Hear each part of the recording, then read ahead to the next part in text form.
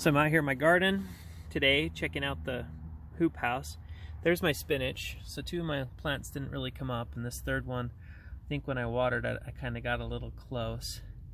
Kind of worried that it might start bolting on me because of the way that it's looking. I hope it doesn't. That means that it's getting way too hot in here, but I almost don't think so, because I moved these tomatoes that I cloned out here because I needed some space for my newer plants, and I think it got a little cold for them. It might be getting a little humid for them as well. I try to pull it open every now and then just to let the heat come, let the humidity out, so the plants don't get any fungal diseases. I might just take that guy and try regrowing it, or I don't know. That part's starting to shoot off pretty good, but the rest of the plant looks like it's dying. This one looks like it's getting another one there. We'll have to see. The beets are doing great. The cilantro, only one plant didn't come up because I planted 5 in here, unless, no, that's a weed. So I'm hoping at least these ones go. My beets, I probably should have thinned them, because one thing I've learned about beets is that there's more than one seed for every little cluster. There's like 4 or 5, and you can see there's at least 2 plants there, 1 plant there, 2 plant there, and maybe 3 or 4 back there. And then same with I got 2 of these on the kale. This kale plant, it died. I'm not sure. I think I poured water directly on it one night. That's the hard part with watering under here at night. It's just, I water at night because that's about the only time I can come out here. But we'll see how the spinach keeps going. It looks like it's doing pretty good. The radishes are going pretty good. These ones down here are a little bit smaller, but I think they get colder at night than these ones back here. So these ones, I mean, it looks like these ones should be ready actually in a couple of weeks, depending on how things are going. They feel like they have a ball around them, so some of them kind of don't. We'll keep on watching them. I have some peas, because I did plant some peas in here. One right there, one right there, one right there, popping up in these beds. I've seen a couple pop up over here. I'm going to be putting a drip irrigation in these ones. That's not a pea, but I have some peas planted in this one and that one, and then this one and that one, and so forth, every other one down. I haven't seen what had happened is, from the rain and everything, they kind of got dug out, and so they were sprouting up on top, and so I just kind of buried them a little. If these ones don't sprout as fast, I won't be surprised. Mainly it's colder out here, so but I'm hoping to get a good spring crop of peas in, and maybe a summer crop. It all depends on if I can get some more planted after these ones are done. The big thing is peas usually come in and go quick, so I plant peas where I plan on putting tomatoes, and part of that is because the peas are a legume. They add back nitrogens to the soil, so I put them in there, hoping that they'll add extra nitrogens for when I plant tomatoes.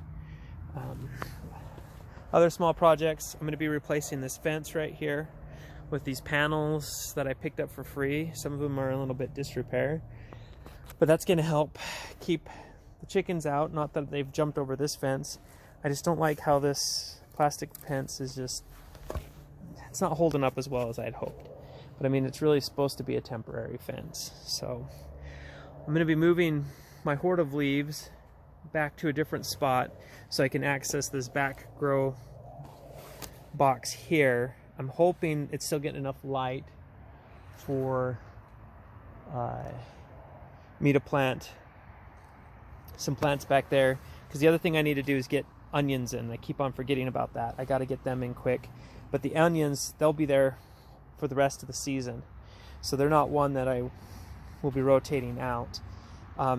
Once these plants are done in here, which I'm hoping is before it gets too much warmer. I'm hoping before May I can get, well, the kale, it's not going to get done. The spinach might get done before May.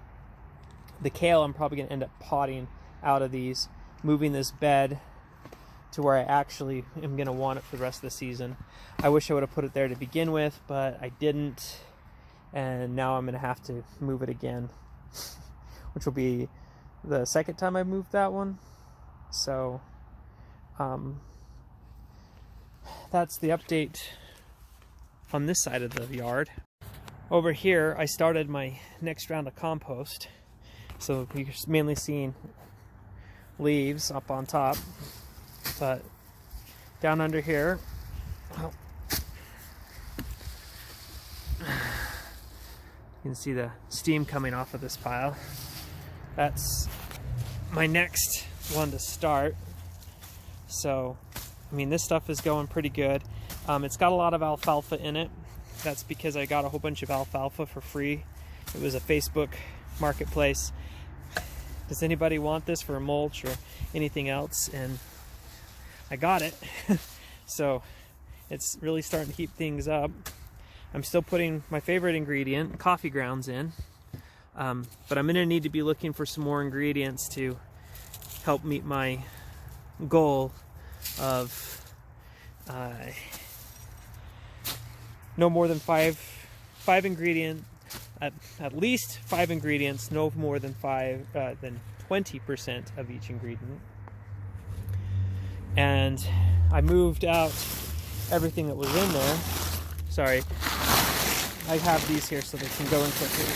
But this is the stuff that's pretty much done. You look at that. It was, well, that one's a bigger piece, but I can throw it into there because I haven't sifted through this yet, but it's good compost. It's gonna last me through the spring, but yeah, I'm loving it. It's probably some of the best I've made.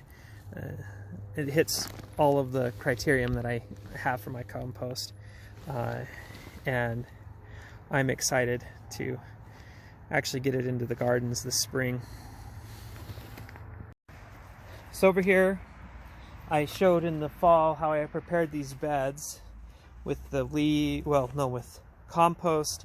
Well, first I dug them down a little bit, put cardboard down, then I put the 3 inches of compost on it, and then the wood chips. So I've now gone back in and buried the potatoes. So these are completely planted with potatoes underneath the wood chips. And right now I put the leaves on top of it as another mulch. And I plan on using some more of my leaves to keep it mulched in. That way I can have hopefully a better crop than I had last year. I know I don't really report on it. I had a lot of potatoes, but they were mainly small ones. And this one was planted with mainly reds and yellows from some of the ones that we had. And I need to go dig through another bag. This one actually only got planted to here. So from this post down to the end, I have, just a little bit more. The other thing that happened, some of the onions that I didn't pull up from last year are coming back. So I'll have to see how well these do. I'm kind of surprised that they've lived. Also some of the tulips that I thought I had dug out, and more of those freaking Stars of Bethlehem. Those things are relentless. I don't know who decided that those would make a great flower. I mean, they are pretty, but man, they are horrible. So this is one of my first compost boxes. Just due to the size, mainly up here, it didn't work that great. I mean, it wasn't horrible, but it didn't work like I had expected it to. So what's in this is sifted out compost that I had left over from the fall. I've just been, as I sift it, put it through here. I was hoping to make these, when I made these, as a feed through compost bin. So what I'm actually going to do now is, after I'm done sifting compost. I'm just going to sift it into this thing and then come over here, open up this door down here, and use it from the bottom right here. So the latest stuff gets pulled out first. I mean, as you can tell, it's really good stuff. And we'll have to see how that goes. I was kind of thinking about maybe turning these into a worm bin, but I've really never got around to it. And worm bins seem like they'd be a lot of work, making sure that you keep the worms alive and everything. But this is just one to have close to my garden, to give the garden what it needs. One of the things that I'd like to do this season, I don't know if I would, I got this barrel for really cheap, and then I built the frame that it's on. I know it doesn't look like the prettiest. It's just out of the scrap lumber that I happened to pick up. But what I'd like to do is put a gutter on top of this garage. The issue is the thing's kind of falling apart. So when it rains, a lot of that stuff comes down, and I don't think my landlord would, if I could try to convince him, hey, we should put a new roof on it, he'd be like, hey, yeah, I'm gung-ho about that. But what I'd like to do is get a gutter on it and feed it into this barrel, and actually use this barrel into my drip system. I don't know if that's going to happen this season. I kind of want to, because right now, for those of you who are in Utah, you know that we're going through a drought, and that would help me conserve some water to be able to garden with this year. So one more thing I want to add. Right here is where I'm doing my tomato plants for getting them started. This window faces southward, and what I've done is this year I switched from using like the Jiffy pods and stuff to this, which is made out of coconut husks, and they're just little pots that you put your dirt in, and they fit down in here, and every single one of these little things are connected, and that allows you just to have to water in here, and the water goes everywhere and waters every single one. And the other thing that I really like about these is the roots come right through. So this is just a small tomato plant right here, and you can see the roots are coming through. So I think that's going to help reduce the balling up that I sometimes run into with other types of things. So we can just take these and pot them right directly in the ground once they get big enough. But probably before they do that, I'm going to transplant them to a slightly larger pot, and then take that larger pot and plant them to the ground. I like to do that so I can get a lot more roots, because I'll take this pot, put it in a larger pot, and put my potting soil back up around there. So it looks like it's going pretty good. These were some green onions I saved out of the compost bin that my wife put in to take out, and I'm just regrowing them as green onions. Saves on some time there. Right over here I have different types of pumpkins and some blue Hubbard and some butternut squash planted, and I just recently planted these, so they're not potting quite yet. I do have a little bit of a warmer on these ones, because these seeds tend to prefer a lot warmer temperatures. I am kind of nervous that it's a little bit on the wet side. We'll have to see. And then up above, you can see this light that I have hanging, and I'll just turn it on in the on position. I have this on an automatic timer because you really don't need lights on all the time for your plants. Wow, that's a tight fit where I have this. But I want to show. So that's what it looks like on. Those are just the grow light LEDs. I haven't had much luck with them, but I had them, so I'm like, I feel like I need some more light in there. But I have 24 tomato plants in there, some big, some small, some are bigger, and I'm just excited to hopefully get them to repot them here in a couple of weeks. And the one thing that why I really like these is I've had damping off problems with like paper pots that I've tried, and with those Jiffy little peat pods. With this, I haven't had any damping off this year, which makes me really happy, because last year I had a huge problem of damping off. I also downsize a lot of how many tomatoes I plant. Normally I try to plant enough for my garden and for my in-laws garden, and they plant anywhere to 70 to 100 tomato plants. It's total crazy. But these pumpkins, the Blue Hubbards and the Butternut Squash that are in here will be going back in the permaculture garden, and I'll make a link to that I did out at my in-laws earlier this year, where I laid down 3 inches of compost and then did a whole bunch of leaf mulch on top of that. Well, I'm thinking about going and getting what is it called? The drip tape, and putting some drip tape in there, and then just mulching in on top of that drip tape with the leaves. That way the watering will be really easy. And one of the things that I really want to do is downsize how much we're watering out there, just due to the fact that we are going to be in drought conditions here in Utah this year.